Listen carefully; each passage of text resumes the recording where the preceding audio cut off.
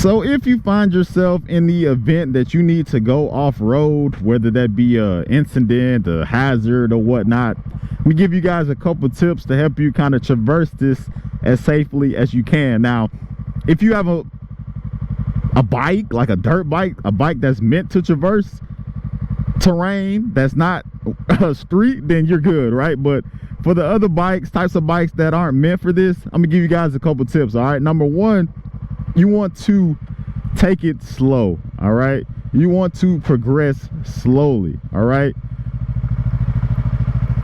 as you edge onto this unfamiliar terrain, you want to feel it out, man, to see how slippery it is, whether that be gravel, whether that be wet mud or whatever.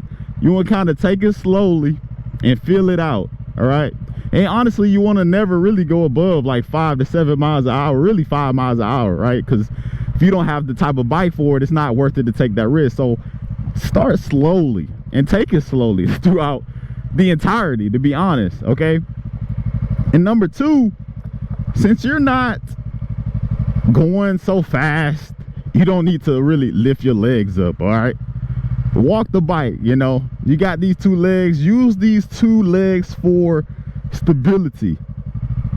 They help you stay stable, to help you balance yourself. All right, and you'll find once you're able to walk the bike, it really becomes much easier depending on what you're riding in. And as you can tell, this is kind of like loose gravel in some parts. It's kind of compact in some parts, a little bit more stable, a little less stable. But once again, it don't matter what it is. I'm not trying to go fast. I'm just trying to ride onto it safely, whether that to be get out of the way or whatnot. Using my legs to remain stable, to remain balanced. And I'm just walking the bike, and I'm not going really above 5 miles an hour when I do this. All right, and so that is how you stay safe in an environment where you don't have the type of bike to traverse that environment at speed.